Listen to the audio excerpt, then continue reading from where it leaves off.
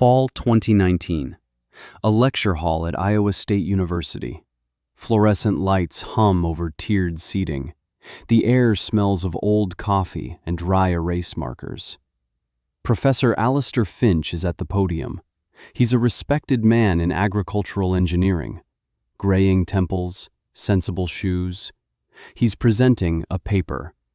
Efficiency models in modern sprayer calibration. The screen behind him shows a complex chart, dozens of data points. He's summarizing a 2-year study, comparing dealership service times against independent field results. His voice is a low, confident monotone. He points a laser at a line of text. And then we have this outlier. He pauses. The room is quiet. Students are typing on laptops. Finch clears his throat. He adjusts his glasses. He reads from the paper in his hands. His voice is different now, softer, puzzled. Subject 7B, farmstead operator Laura Jensen. He looks up from the page. He looks at his students. Calibration performed not by a certified technician. Another pause.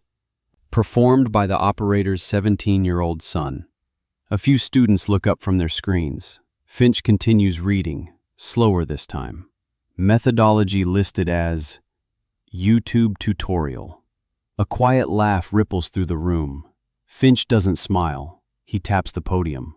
Total hardware cost, $14.37. The laughter stops. The room goes completely silent. You could hear a pin drop. Finch looks at the screen, then back at his paper. The resulting calibration was within 0.5% of factory specifications. He takes off his glasses. He rubs his eyes. That is more accurate than 68% of the dealership calibrated machines in our study. Silence. Just the hum of the lights. Then Finch says something that isn't in his notes. We checked the service records for this machine. 3 years ago, in the spring of 2016, the primary dealership in her region refused her a service appointment. He lets that hang in the air. Refused. The woman whose results were now in a university study, the woman who was a model of efficiency, was told no. This is a story about that refusal. It's a story about what happens when the gatekeepers tell you to wait your turn, and you decide not to. This channel exists to tell these stories.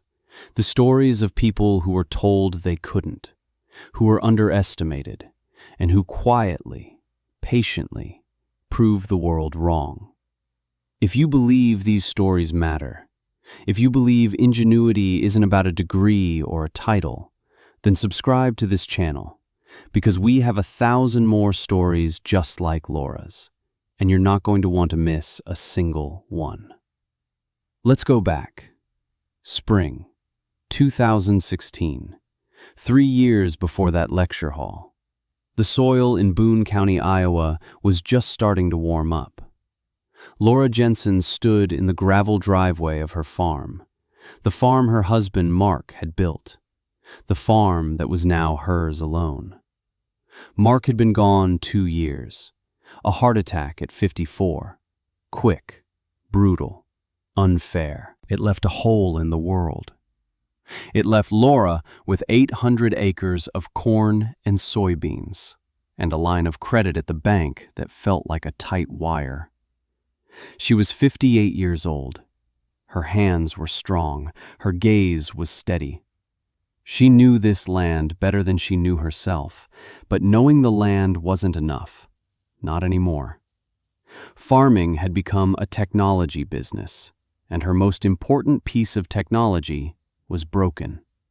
The John Deere R4045 sprayer, a giant green insect of a machine.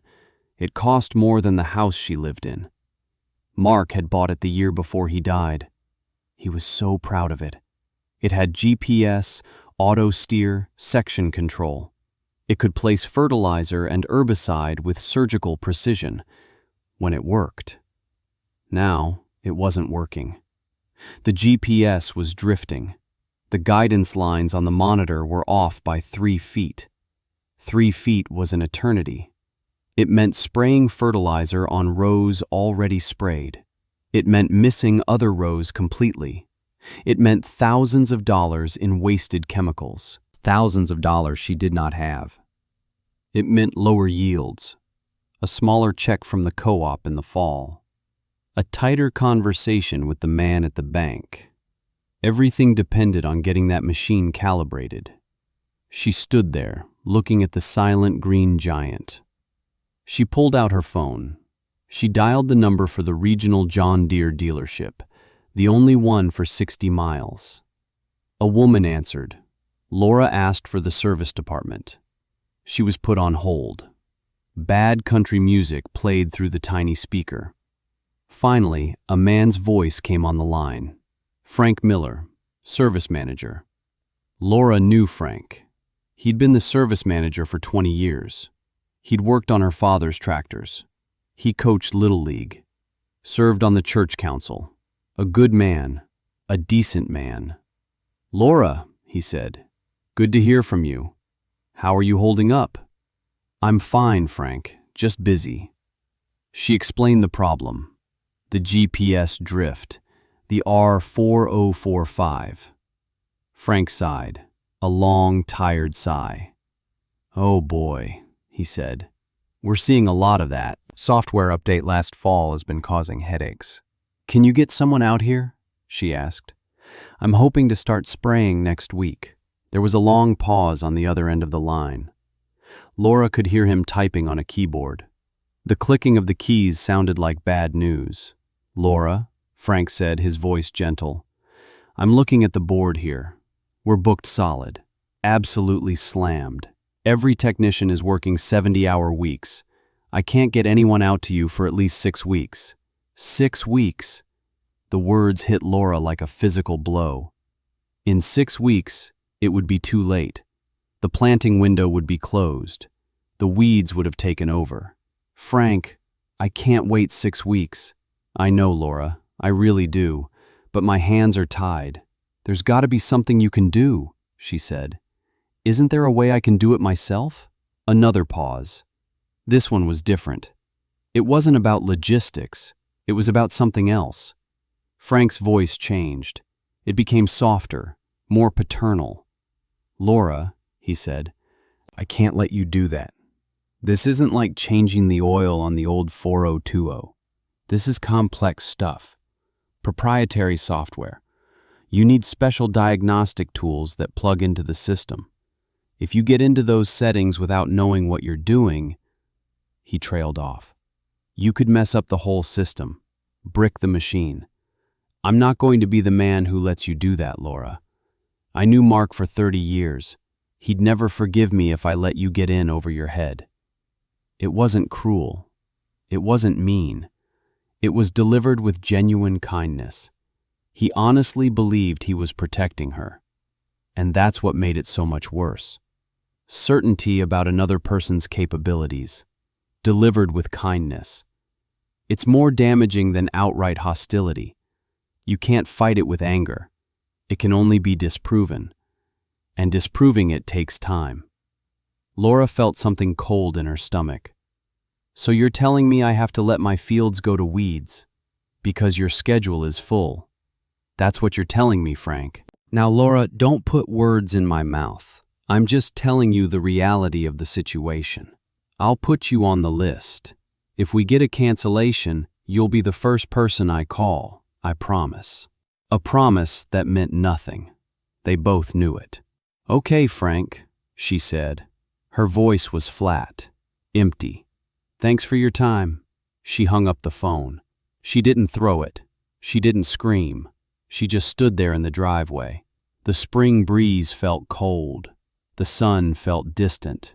She felt utterly, completely alone. She walked back to the house. The kitchen was quiet. A stack of bills sat on the table.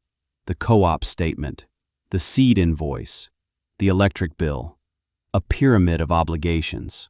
She sat down at the table. She put her head in her hands. For the first time since Mark died, she felt like she couldn't do it. The weight was too much. The path was gone. The door slammed. Her son, Ben, walked in. He was 17, tall and lanky, like his father.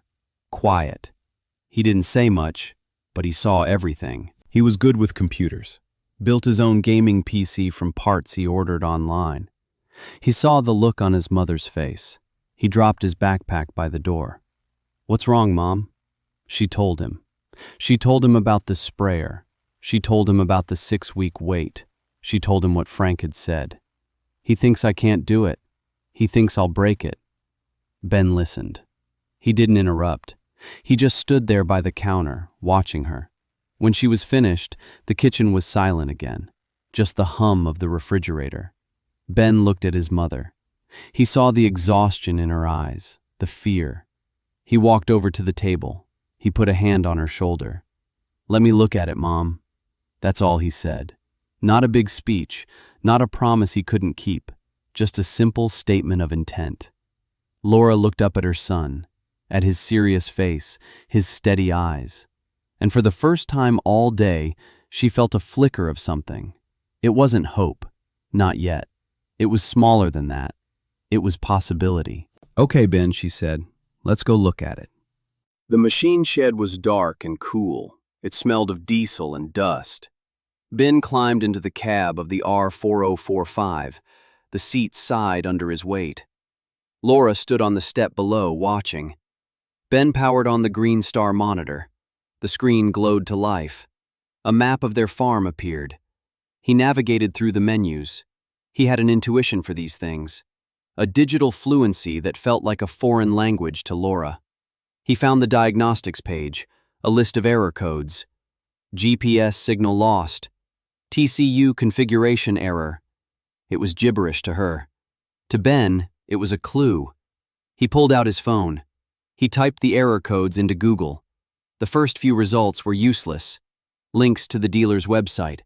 "Contact your certified John Deere technician for service." He kept scrolling. He found a forum, a g-talk.com, a place where farmers talk to other farmers. He found a thread from 3 months ago. A farmer in Nebraska with the exact same problem. Dozens of replies. Most of them said the same thing. "Gotta call the dealer. They lock you out of the software. Right to repair is a joke." But then, buried deep in the thread, a reply from a user named SaskFarmer88. The reply was different. It didn't complain. It offered a solution. "The problem isn't the software," the post read. "It's the Starfire 3000 receiver. The internal compass fails after the update. Deere wants $3,000 for a new receiver, but you can bypass it. The compass module is just a standard gyro sensor. You can buy a better one online for $20.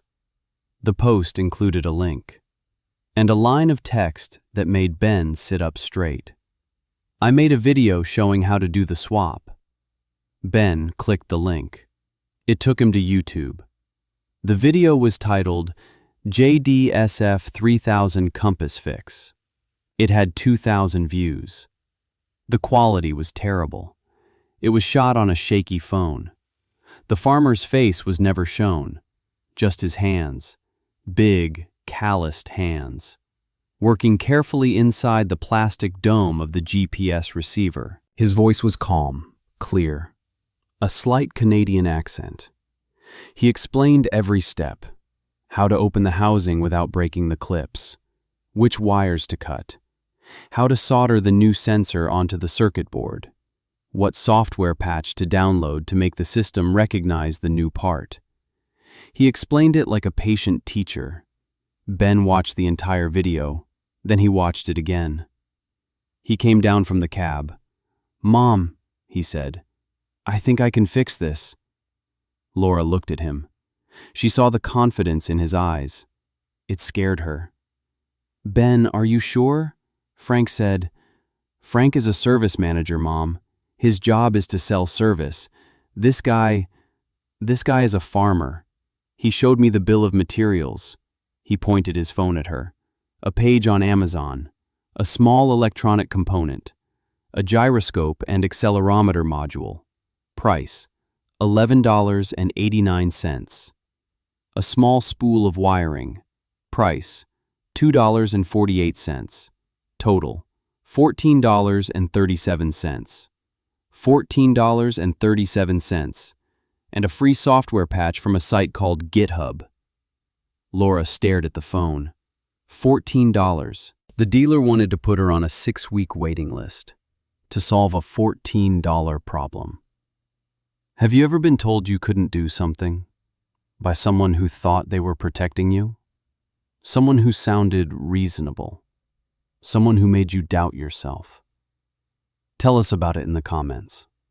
Because the space between what they tell you is possible and what you can actually do, that's where freedom lives. And Ben Jensen was about to find it. Okay, Laura said. Her voice was barely a whisper. Order the parts. 2 days later, a small padded envelope arrived. Ben took it out to the machine shed. Laura followed him. She felt sick with anxiety. A $500,000 machine. Her 17-year-old son. A YouTube video. It felt like madness.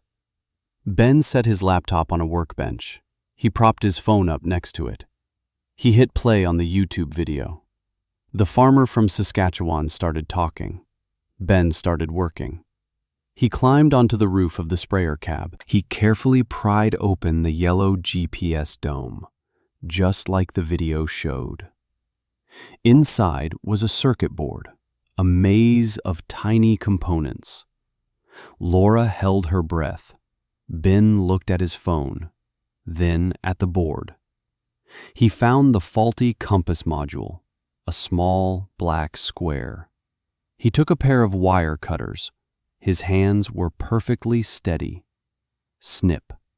A small, final sound. There was no going back. He stripped the ends of the wires. He took out a soldering iron he used for his electronics projects.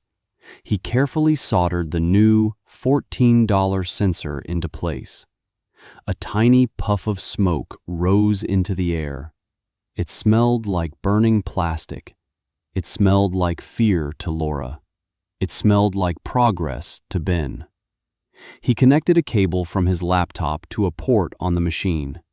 He downloaded the software patch. A progress bar appeared on his screen. It moved slowly, painfully slowly. Laura watched the green line crawl across the screen. It felt like hours.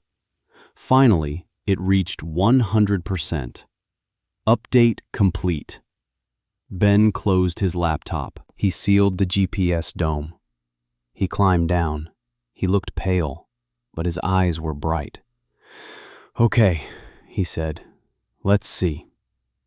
He got back in the cab. Laura stood on the ground, her arms crossed tight. Ben powered on the monitor. The screen lit up. The map appeared.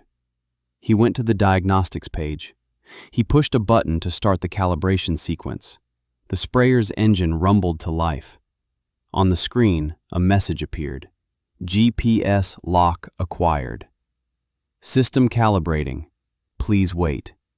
They waited. The silence in the shed was deafening. Then, a new message. Green letters on a black background. Calibration successful. Ben let out a breath he didn't realize he'd been holding. He looked at his mother. He managed a small smile. It works, Mom. Laura felt her knees go weak. She leaned against the huge tire of the sprayer. Tears started to stream down her face. Tears of relief, tears of pride, tears of anger at a system that had almost beaten her. Her son had done it. With a YouTube video and $14, he had done what the experts said was impossible. He had done what they said he shouldn't even try. The next morning, Laura was in the sprayer. She drove it out to the field. The auto steer engaged with a soft chime. The steering wheel turned by itself. She watched the guidance line on the monitor. It was perfect. a straight, unwavering digital path across her land. The sprayer booms unfolded. She started to spray. The nozzles switched on and off exactly where they were supposed to. No overlap, no misses. It was working perfectly. Better than it had in years. Word got around. It always does in a small town. Her neighbor to the east, Gus, drove his truck over. He was in his 70s, farmed his whole life. He stood at the edge of the field, watching her. When she finished the pass, she stopped by him. He took off his hat. He scratched his head. "Laura," he said, "those are the straightest damn rows I've ever seen. I heard your boy fixed the GPS." She just nodded. Gus shook his head in wonder. "That kid," he said. "He's got his father's hands, and his mother's nerve." That was a compliment of the highest order, but not everyone was impressed. At the co-op, the talk was different. A few of the older farmers were sitting around the coffee pot. They were talking about Laura. "Heard she let her kid mess with that new sprayer. That's what I heard. Voided the warranty for sure. Frank Miller over at the dealership must be having a fit. She got lucky, that's all. One wrong move and she'd have a 40-ton paperweight. She should have just waited her turn, like everybody else." The community split. Some saw innovation, others saw recklessness. Some saw a solution, others saw a threat to the established order. Laura heard the whispers. She didn't care. She was too busy working. That spring, she finished her spraying in 4 days. She saved over $8,000 in chemicals. She used that money to buy a new grain dryer, cash. She didn't have to ask the bank for a loan. The feeling of that was better than any harvest. The next year, her yields were 12% above the county average. She paid down her operating loan, cash. She was getting ahead, slowly, surely, on her own terms. Then, something interesting happened. Gus called her. His planter was having GPS issues. The dealership had told him the same thing they'd told her. 6 weeks. "Laura," he said, "I was wondering, do you think your Ben would be willing to take a look at it? I'll pay him, of course." Ben looked at it. It was a different brand, a different system, but the principle was the same. He found a forum. He found a video. He ordered a $20 part. He fixed it in an afternoon. Gus tried to pay him $200. Ben wouldn't take it. "Just buy me a pizza sometime," he said. The word spread faster this time. Another farmer called, and another. They all had the same story. A broken machine, a long wait for service, a season on the line. By 2018, Laura and Ben had a small side business. They called it Jensen Precision. They didn't advertise. They didn't have to. They worked out of the machine shed. They charged $100 an hour, a fraction of what the dealership charged. And they were honest. If they couldn't fix it, they didn't charge for it. They were saving people's seasons for a few $100, for the cost of a few parts off the internet. They were showing their neighbors a different way, a way that didn't involve waiting for permission, a way that put the power back in the hands of the farmer. It was a quiet revolution, happening in a dusty machine shed in the middle of Iowa, started by a widow and her teenage son, with a YouTube video and $14. 2 years passed. It was the spring of 2018. A farm auction was being held a few miles from Laura's place. An old farmer was retiring, selling off his equipment. Laura was there, looking for a good deal on a set of tools. The crowd was thick with farmers.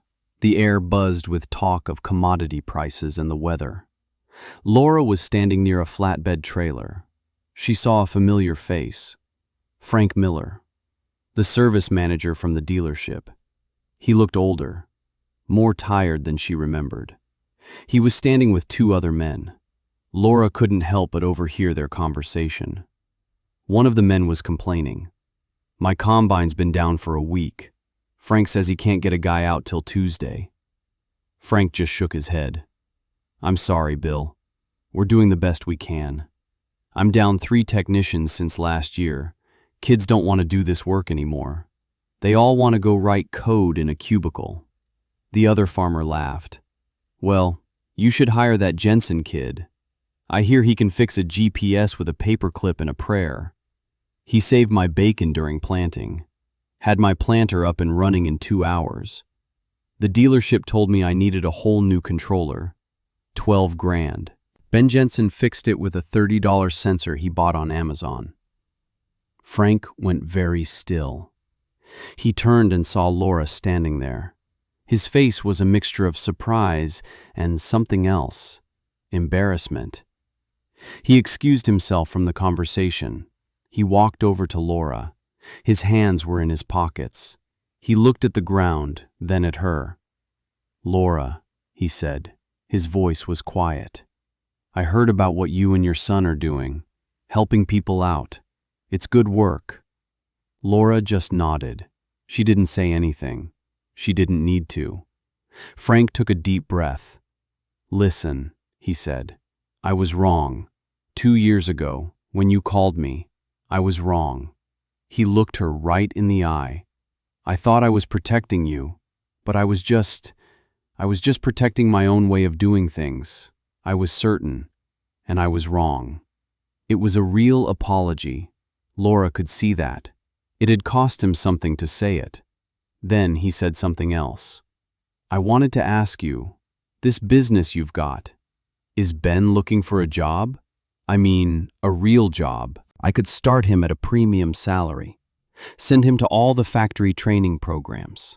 He could write his own ticket with us. He's got a talent for this stuff. A real knack. He saw it as an opportunity, a generous offer. He didn't understand what had really happened. He didn't understand the lesson Ben had learned, the lesson Laura had learned. She looked at this man, this decent man who had tried to be kind, this man who held the keys to a kingdom that no longer mattered, and she felt a wave of pity for him. She didn't feel anger, not anymore. She spoke, and her voice was calm and clear, devastating in its simplicity. Frank, you're a good man. I've always thought so. But when I needed help, when my farm was on the line, you told me I couldn't do it. You told me to wait. Ben learned that day that he didn't need your permission to solve a problem. He learned he could figure it out for himself. She paused. Why would he start asking for your permission now? Frank had no answer. He just stood there. A man watching a world he understood disappear before his very eyes. Laura turned and walked back toward the auction. She had tools to buy, work to do. The conversation was over. The point had been made. Not with shouting, not with anger, but with years of quiet, relentless competence. Ben Jensen did not go to work for the dealership. He went to Iowa State University, the same university where Professor Finch would one day read his name aloud. He studied agricultural engineering, but he didn't stop helping farmers.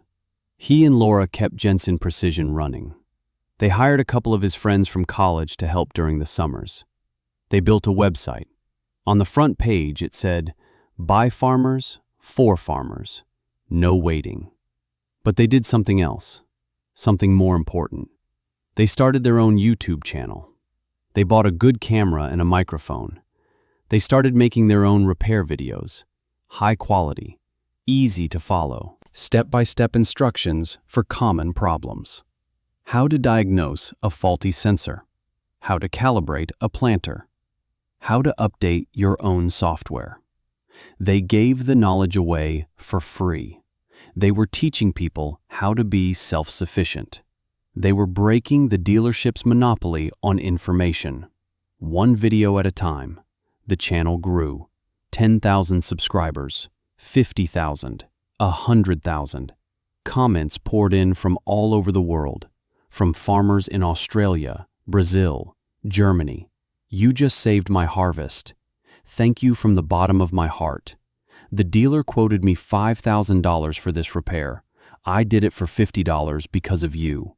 The profits from their repair business were modest, but they didn't use it to buy new trucks or a bigger house. In 2020, they established the Jensen Precision Scholarship Fund. It gave $5,000 a year to a high school student from a farming family who was going to study science, technology, engineering, or math. The first recipient was a girl from a small town in Nebraska. She wanted to be a software engineer. The next year, they gave out 2 scholarships. The year after that, 4. The legacy wasn't a company. It wasn't about money. It was a ripple effect, a transfer of knowledge, an act of empowerment that spread from one dusty machine shed out across the world. It was the truest measure of success, not what you build for yourself, but what you build for others, what you give away. In Laura Jensen's farm office, on a bookshelf next to a photo of her late husband Mark, sits a small plastic disc. It's a GPS receiver component, the one Ben removed from the R4045 sprayer back in 2016, the one he replaced with a $14 part. It's a worthless piece of plastic, obsolete technology, but sometimes Laura picks it up. She feels the weight of it in her hand. She closes her eyes, and she remembers.